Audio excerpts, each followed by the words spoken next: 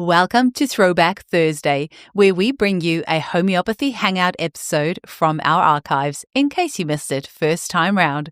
Because this episode may be a couple years old by the time you hear it as a throwback, some of the special offers, links, or content may not be valid anymore, so please keep this in mind when listening.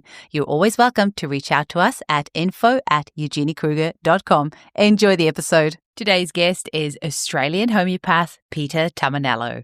Peter is well known for the groundbreaking work he has done on the homeopathic remedies made from various crystals or gem medicines.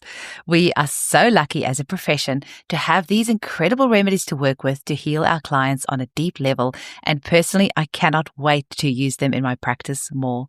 In this episode, Peter shares with us his love of the crystal remedies, how they are made, and how we may use them in clinic. If you haven't already, check out Peter's absolutely beautiful books with full color and stunning artwork. His books are The 12 Jewels. There's also Psyche and Structure, his book on rose quartz, and more. These books are recent additions to my clinic, and I cannot wait to use them more and more with my clients after Peter's inspirational chat today. You can purchase the books directly from Peter at www.thenaturalmedicinecentre.com.au or check out the show notes. Thanks for listening. Welcome to the Homeopathy Hangout, where we discuss all things homeopathy from around the world. And now my mum and your host, Eugenie Kruger. Hello, homies, and a very warm welcome to Homeopathy Hangouts. Me and my staff are extra excited because we have been wanting to get Peter Tumminello on the podcast for a very long time. So today is a very exciting day for us. So a very warm welcome, Peter. Hi, Eugenie. Great to be here. Hi, everybody. Literally, as I walked in this morning, I told myself, I'm like, finally, we get to chat with Peter, and everyone is so excited because we love crystal remedies and you are an expert in this field. So before we start digging into all of that, Peter, can you tell us how you were first introduced to homeopathy? Yeah, it's an interesting story. There are a couple of things. One I'll say is that I was studying to be a naturopath, and I was in the dispensary one day and I was feeling really down. There were a whole lot of other students there. Anyway, I was complaining about something, and this student listened very carefully and then went over and put some remedies together and said, "Here, have a dose of this." I said, "Oh, yeah." So I took a dose of this stuff, and I'd been feeling down for quite a while, actually. And 5 or 10 minutes later, I said to her, "What did you just give me then?" And she said it was a combination of Bach flowers. Yeah. I said, "Wow, I feel completely different." I couldn't believe it. Yeah. So that was my first introduction to energetic medicine, as opposed to something that has substance. But I went on from there. I was very impressed. I went on from there. I got a few good homeopathic teachers, people who were really into it, like heart and soul. And some years later, I was given a really good remedy. This is the early years. I knew straight away when I heard about the single remedy and the whole person, I thought, yeah, this is right. This is what I need. Eureka. In what I was doing, it was so disparate. There were so many things that one could reach into, but bringing it all together in the idea of understanding and prescribing to the whole person, or the totality of symptoms, and that you give a single remedy. What a relief. A few years later, I took a remedy that was fabulous for me and gave me full return of symptoms from some big problems that I'd had, some big gut problems that I had for years. And I ended up having an operation for, and it completely undid it all and solved it all. It was fantastic. Wow. Advisable. Oh, amazing. It was great. Yeah. Wonderful. That just completely affirmed my path. And I'd already chosen it because of the philosophical aspect, which I loved. And the fact that we have this amazing pathway into all the plants, all the animals, and all the minerals. There's not many types of medicine that can boast that. I use that word boast very often. That's amazing. And it's interesting that you say the philosophical side. There's so many homeopaths that say they fell in love almost with the philosophical side of homeopathy before like that, more the physical side of it. And yeah, it's very amazing. I think there's something when we hear on a deep level, it resonates with us that there is something in nature that vibrates at a frequency of what we need to get us back into balance. I think most people, when you say that to them, it resonates to them on a deep level and then we're hooked. I wish it was most people. Oh, I wish it was. As I said, most people, I was thinking, yeah, I wish it was most people. Okay, some people. The rest are still going to get there, hopefully. Now, what got you interested in the crystal remedies? Because obviously Staphysagria, that was really deeply healing for you as a plant remedy. But where along this line did you become interested in the crystal remedies? So I'd always been into crystals and I love them for their beauty and their value and love gems. I was going to be a geologist before I did. It's got to show you this beautiful amethyst I've got on my desk. Should have bought some things in. Hey? Yeah. Oh, I just love being around them. That's So great. you were going to be a geologist? Yeah, I was going to be a geologist, and then I figured, I saw some pictures of people out in Central Australia in the desert, and I thought, I don't know if I could do that. Anyway, so I ended up doing something that's very social, and homeopathy is like the ultimate in socializing with people you don't know, because you really get to know people better than most people. Yeah. Anyway, I got involved in the homeopathy, but I still had the love of gems and crystals very deeply ingrained in me. And I knew that I needed to throw myself into the homeopathy to be good at it. You just can't do it half-heartedly. You really do have to make a deep commitment to it. And I kept being distracted. And so I thought what I'll do is just to get it out of my system, I'll make up all the crystals into remedies and take them on. That's cool. And how did you go? That should do it. Yeah. Tell us about that I'm still journey. doing it. You still do. And have you proved all of them on your... Yeah. I'm continually taking remedies and carrying them because I can just carry the stone now and just get a proving from doing that. Yeah, I mean, I do it judiciously, but I'm still doing it regularly, very regularly. And look, there was that. And there was one other thing that happened to me. And that was when I was on one of my fossicking trips, I used to go looking for gems and crystals a lot. I still do a lot. And I was in a place that was very potent in northern New South Wales. It's a place where there are a lot of crystals, like quartz crystals, smoky quartz crystals. And I really do believe, I know that the Aboriginal tribes that were there were very connected to those crystals. And I was up there for a week. It's really high country, cool, fresh air, beautiful. And I was up there for a week. And after a while, one time I was looking for some gem and I had my arm in under a bank. And I was closing my eyes and concentrating on my fingertips. And as I was closing my eyes, these crystals started to appear in my visual field, with closed eyes. I thought, it's unusual. Anyway, while I did it, I thought it must be something to do with these crystals that I'm trying to get out of here. Anyway, as it happened during that week, every time I closed my eyes, like consciously, not half asleep or anything like that, every time I closed my eyes, all these crystals would appear. And it was like being in a museum. So I just get one crystal, things that I didn't know or dream of. They just kept coming like I was in a museum, going past the different exhibits. And it lasted the whole week. I could be with someone and say, I've got this weird thing happening. Every time I close my eyes, there's crystals appear. And I say, look, I'm going to close my eyes. And I say, look, there goes a green one. There goes a red one. It was like that. I ended up seeing hundreds of crystals. And I thought, there's something about that stuff that was like I was being shown what my future was. Those two things really that set off the whole thing. There is a third thing that I have to say, and that is that I had an experience with a crystal, and that crystal was there. I keep this one around just for what is that? That's beautiful. Its amazing history for me. It's not my favourite crystal, but it is a special one for me. That's rhodonite. Rhodonite is beautiful. Yeah. Rhodonite is pink manganese silicate. Yeah. And if you get and this is close to it, if you get the best rhodonite, it's a rich, deep pink. Yeah. It's called imperial rhodonite. Anyway, so I was off on a trip on my own And I was meditating and I had a big vision of this stuff. And I was told some things about it in the vision. And I didn't even know what it was, but I knew the vision was really important. I packed up my car, drove 200 kilometres to a crystal shop and found some rhodonite, and we proved it. And that was the first proving. Can you please tell us a little bit more about that? So how did you do it by yourself? Did you get people on board? How was the proving done? How did you make the remedy? I was running a college at the time, and I already had a proving group that met every month. Yeah. So I just brought it to the group and I said, hey, I've got something here. Yeah, let's do this.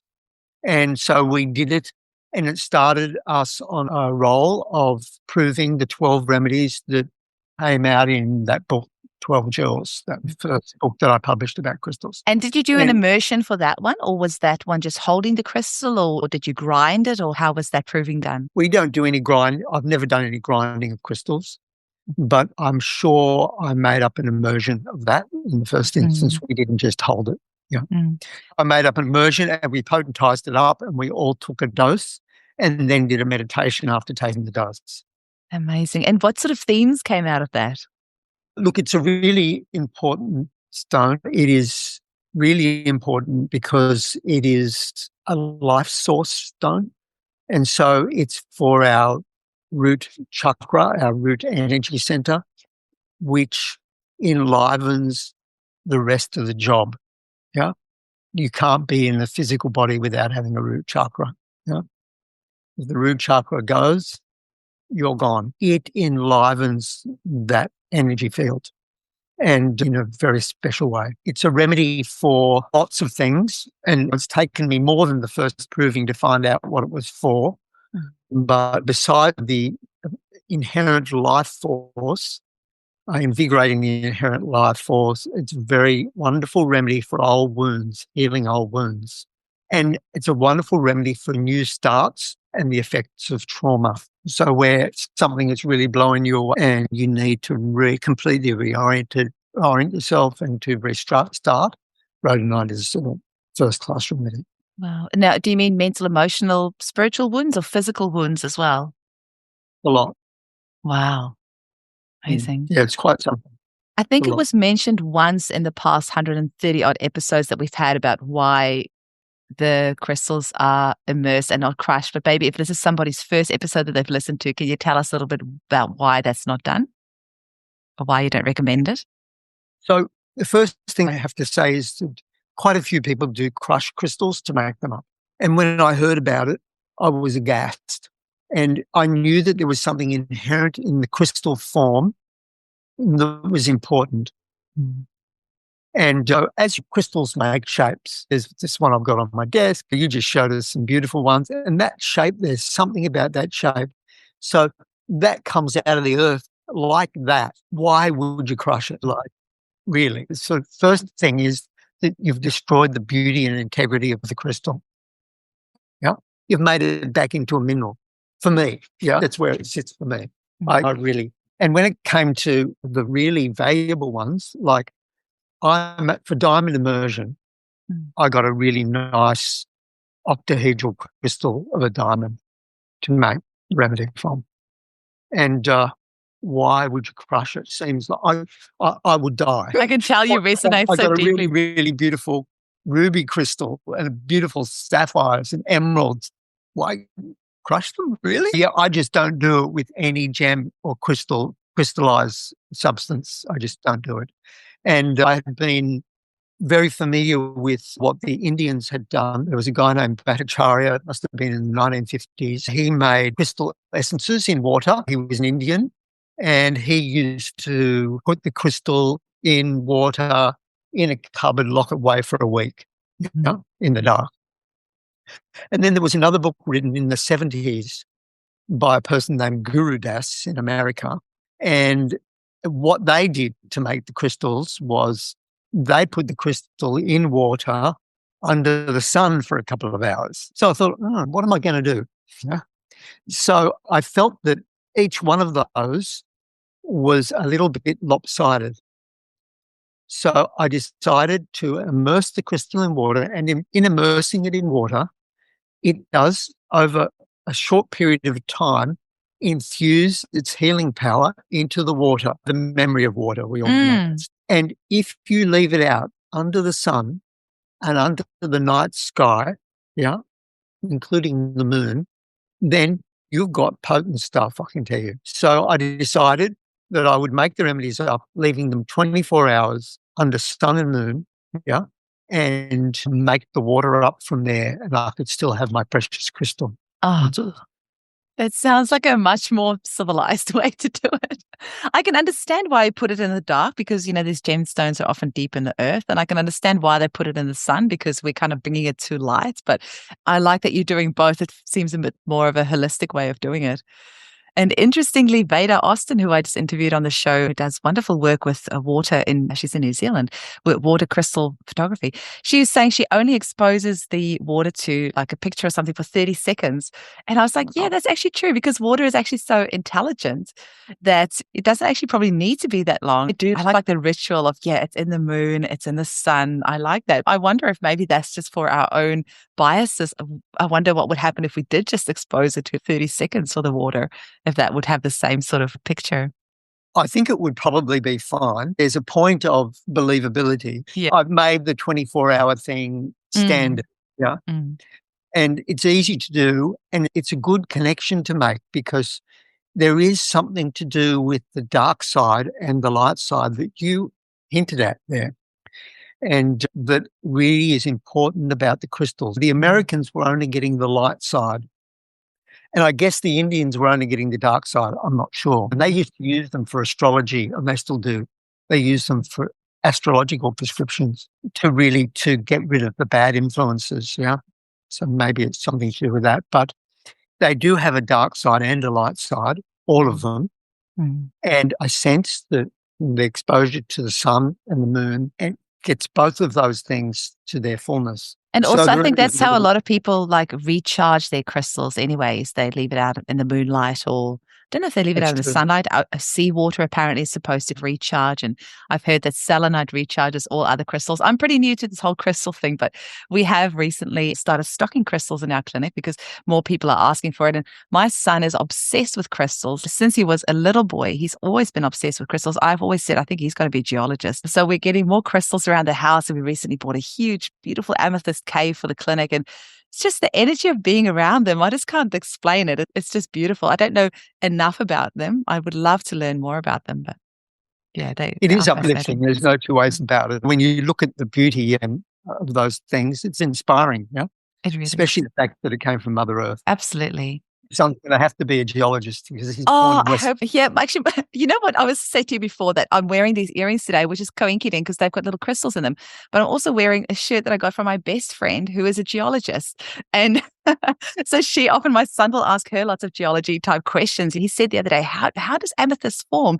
He sent her a little voice note and then she sent him this whole explanation back of how it forms. And I just thought that was so fascinating. But tell us a little bit, Peter, what sort of cases would you use a crystal remedy with? So maybe the homeopaths that are listening that are completely new to crystal remedies, what sort of things might a client say that might hint you to the fact that they might need a crystal remedy? Yeah, so there are three main themes that I talk about with crystal remedies. And while I'm going to mention these three themes and they're very relevant, you don't need to limit yourself. They're just like other remedies. Good advice. When you get a nice picture and a good three strong characteristic symptoms, you can prescribe a crystal remedy. But there are certain groups. The first interesting thing that I found about crystals was, and I'll start off from what you've said, and that's about light and darkness. So you have to remember that a crystal gets born deep in the earth. There is no light. It's born in the darkness, and it takes thousands, hundreds of thousands, millions of years till weathering brings it to the surface or human hand brings it to the surface. And so what's happened is that this thing that was very valuable and very beautiful and has amazing energy all of itself was completely in the dark. So its character and possibilities were completely shut down. And then suddenly everything comes to light. Yeah? There's beauty, there's value, And if you want to find it, there's wisdom in them. Yeah. And it all comes to light. So the theme is out of the darkness and into the light. Yeah? Mm. So it's about the things that keep you in the darkness and prevent light coming into your world. So a lot of people who are stuck in a crystal state are in some type of depression or being really held in a negative state, like feeling like imprisoned in a certain situation or trapped in a certain situation. Yeah. Mm. The prison idea is very strong. You know, that crystal, I don't know how one would feel as a crystal if I was a diamond locked under the earth. They come from 200 kilometers below the surface of the earth. If I was a diamond under the earth, I wouldn't be feeling really happy about my future. It wouldn't look real good. So it's like that. Things look really dark for people who need crystals. Or it could be hidden potential, something I really got this, I really think I can do this. This is really untapped power, strength, creativity, beauty for me that I can't express. That's one group.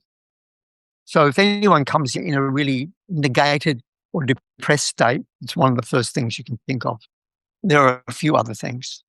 One is that crystals are a perfected combination of minerals. Yeah. So we can say perfected, they've integrated so well that light passes through them. Yeah. It's not like any ordinary rock where you pick it up and you say, oh, it's nice or feels good or whatever. But hey, it really doesn't have the beauty and the crystalline nature of a pure crystal. The pure crystals are just those things, those rocks that have been crystallized through pressure and heat. Yeah. And now the light shines through them. So this, interestingly, has a great affinity with families and with relationship. So it's about bringing relationships to a very functional or very beautiful state. And so people who are really struggling, especially with their family of origin, the crystals are just wonderful remedies. And many times I've given crystal remedies and the whole structure of the family changes. Some people will be familiar with family constellations. Mm. That work that people do in groups to work out their family problems, like their root causes of pain. And the crystal remedies are really good for root family problems or significant ongoing repeated relationship problems. Just thinking we might have to release this episode just before Christmas for all those families that are going to get together. They might have to put some crystals in the water for the Christmas lunch. Or give each other gifts of... Yes. Yeah, and we first got onto this in one of the proving. We had some people in the proving group who they hadn't talked to their family for... One person hadn't talked to their family for 10 years, hadn't had anything to do with them. Zero, none. And there was another person, a girl, that was a man, there was a girl hadn't talked to her parents for 20 years. And they lived in the same suburb. Wow. By the end of that proving, everything was hunky-dory. Giving me goosebumps. We were all stunned.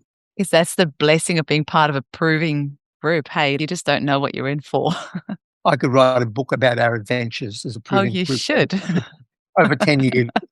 It was absolute. I won't go into it. It's a whole different story. Family dysfunction or relational dysfunction, yeah? Mm. Many marriages have been saved. Do you find like giving it to the clients and then obviously their energy changes and then the energy of the people around them changes in relation to that? Sometimes even like just after they've taken the first dose, the whole thing changes. Wow. Within hours, and you think, you know what it's like with anything. Yeah, I do. Yeah. And then there is a third theme. And that third theme is the other world. And it's the other world in terms of energy. Crystals give you an in to the sixth sense that might be for you. Yeah. Mm. Whether it's a natural intuitive sense that you have, whether it's some sort of perception that you have, some sort of clairaudience or just a connection with your own inner voice or energy fields, auras, all that business, which is part of our lives, but because of our materialized society, we're all closed off to it, as opposed to an indigenous society where it's just part and parcel of daily life. Yeah. It opens that up in the most wonderful ways. we did a turquoise proving years back, and after the proving, one of the ladies in the proving came to me and said, "Oh, look, after we started proving, someone tapped me on the shoulder, and there was a guy there, and he said, 'Hi, I'm here for you.' It was some spirit, right?" I said, "Oh, yeah, fine." Anyway, I met her again 3 years later, and we had a bit of a chat, and she said, "That guy that came during the turquoise proving," I said, "Oh, yeah, I remember that." She said, "He's still there." It had been 3 years, right? Hopefully in a So, good way. she got, well, he did good stuff. Guiding her. Yeah. She's Amazing. doing good stuff. Yeah. Mm. But it's just a guide. It's not weird. It's just someone close who isn't in a body. That's all. Yeah. Mm. And someone who's got goodwill for you and Mm. who probably knows a bit more than you do. Can see the bigger picture. So they're the three main things of the gems. So my journey into the gems is still very new, but just recently I did one of Colin Griffith's seminars, and he talks about emerald being used to clear sort of generational trauma in the male ancestral lines. And how amazing how many therapies can say that they have this incredible tool that they can use to clear generational trauma. And I'm treating a family at the moment where I treat the mum and the sister, and then the mum's daughter, and then that grandchild. So it's 3 generations, but then there's a sister there as well. And it's incredible because you just really, you can feel, and they've been sharing about their ancestors and the things that have been passed down. And you can just see that so much of what they're dealing with, it's not their stuff. It's generational stuff that's been handed down. And when you get to see, when you get to treat multiple generations, I'm sure you know this, Peter, you can sense that same sort of flavor or that same sort of energy in there, and how cool that you can give a remedy to clear the stuff that is not theirs, that have been energetically, epigenetically handed down. It's very exciting. It's extraordinary. The remedies goes to the whole of homeopathy, and especially the crystals, mainly because it's my thing, but the potentiality, the healing potentialities are so beyond what can be imagined in orthodox medicine. So, Well, there's a few little coinkydinks today, but of course there's no such thing as I say coinkydink, but coincidence, coinkydink. I actually was at our crystal supplier yesterday because we've got these beautiful new string lights with little crystals on them. It's gorgeous. And I asked them, when are you getting your new crystal water bottles in? Because my daughter accidentally recently broke mine. Have you seen the water bottles with the crystals in them? And then she was saying, oh, we're getting some different ones in this time that you could put the little tumbled stones in, but they're not in contact with the water. And then suddenly I was like, that's actually probably a really good idea, because I've been drinking from this water bottle with a black obsidian in it for a few months. And I've probably in some way proven the remedy from drinking this water that's in contact with that crystal the whole time, which could be a good and a bad thing, but depending on if you're doing it consciously or not. What do you think about that? Some people I know will put crystals in their water to kind of restructure the water and have good energy in the water. What do you think of people that just put crystals in their water and drink it on a daily basis? I think it's fine, but I think you do have to be aware of the proving effect. But for most people, it tends to be fine. I don't do it, but I'm going through many crystals, and so I usually just carry them with me, sleep with them, things like that. But you could do the same thing with water, but over months and months, please be careful. Okay, Provings good point. do happen. Yeah, they do.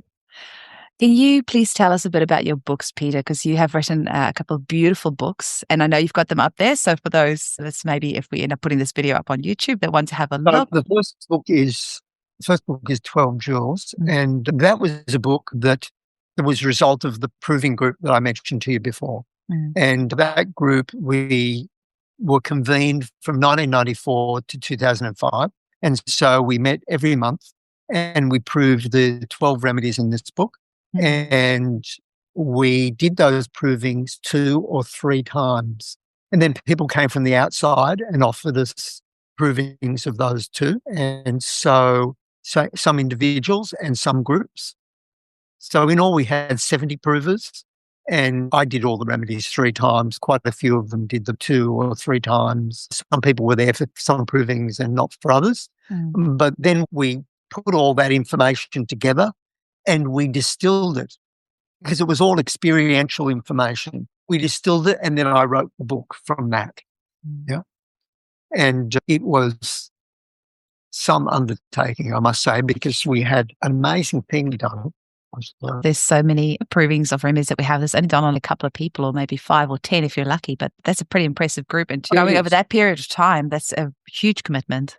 It was a huge commitment, but we all loved it. I often say, it was very adventurous, very scary, very joyful, and very heartwarming all at once.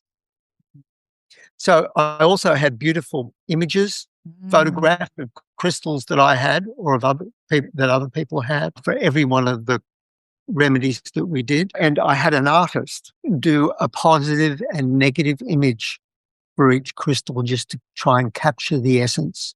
So that was quartz crystal I just showed you. That is the image for quartz crystal. It's very much like silica, as you can imagine.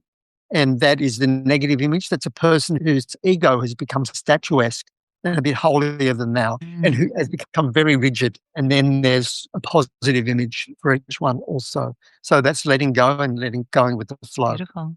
And the artist we had to do it, Carol Alda, wow, she really got it. I would have a long talk with her about what I expected, and then she would do it. And she put in many things that I hadn't expected, but that were absolutely spot on.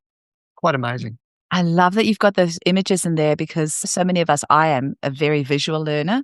And so having that image is beautiful, and you can sense the essence of it. And it's so true. A picture speaks 1,000 words, because now that you've shown me those 2 images, I feel like I have a clear idea of the yin and the yang of clear quartz. And that's exactly what it's about. It's about the yin and the yang. And it's really nice. That's how I learned too, by images. And that's one of the reasons why I decided to do it. I thought, we've got to do something here. Where do you prefer people purchase your books, Peter? I always wonder with the authors, is there like a preferred place that you... It depends on where you are. Do you sell them directly Before we go on to that, I've just got to show you one last image. Oh, please do. Emerald. Yeah? Yes. And that is the negative image for emerald. Yeah? Oh. That's the cave line. Yeah? Very masculine energy. That's locked up and feels very aggressive. Yeah? Quite amazing. And you have no idea the number of times I've been able to use, understanding the image, I've been able to use it to prescribe in clinic. Been fantastic. Beautiful. Do you ever show those images to your clients? Because I'm somebody that at the end of a consult, I like to read the Materia Medica back to a client. I always pick out the parts that I know that they will resonate with, because there's so many parts in a remedy. If you read everything out to them, they'll go, oh, that's not me, that's not me. But obviously you match the remedy to the client to the remedy, not the remedy to the client.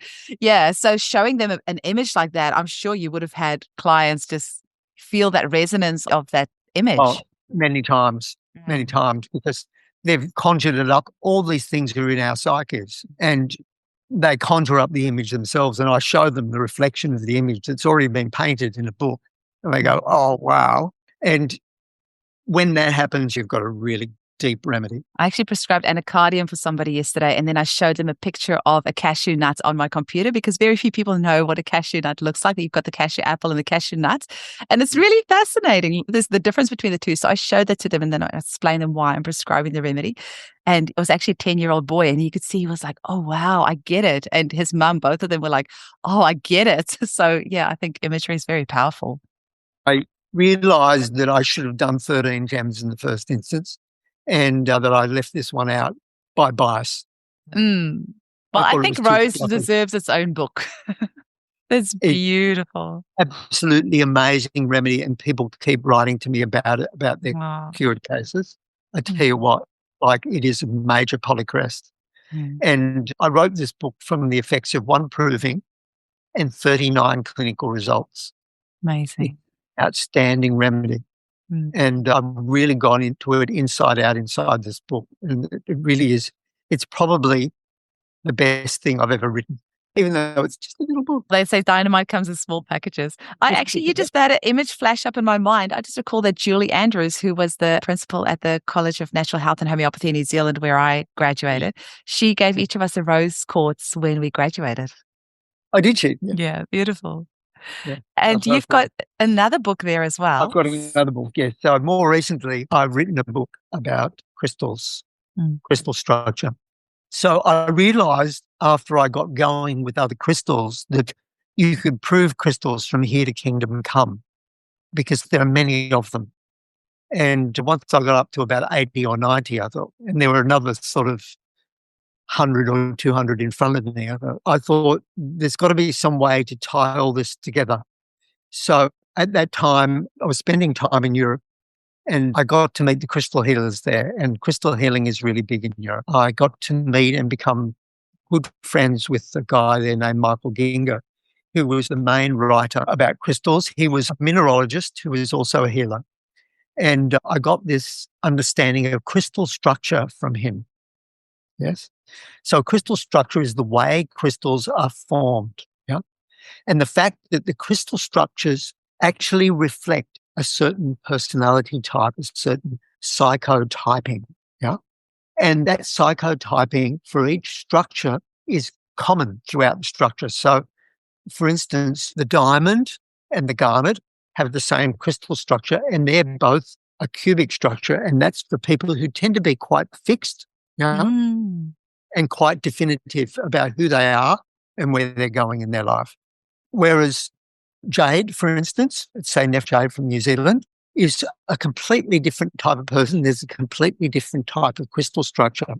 So that I understood that by getting the different crystal structures, and there are 7 linear structures,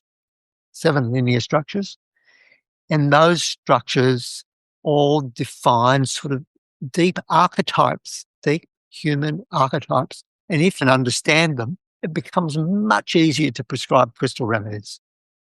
That's cool. And you mentioned about an amorphous structure as well, but I don't know any, like how, tell us. There's 7 linear ones and 1 amorphous, which means has no shape. And what sort of crystal is? For example, opals.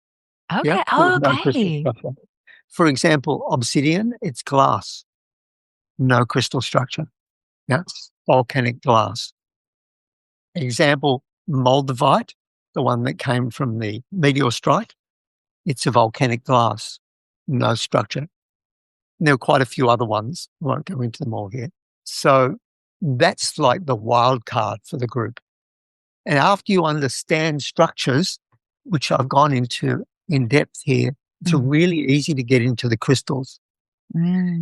I didn't realize when I started to do this, I thought it was just going to be for crystals. I was speaking to one of my German colleagues, and he said, hey, all minerals crystallize. And pennies started to drop. I thought, wow, this isn't just the 10% of homeopathy that might be crystals.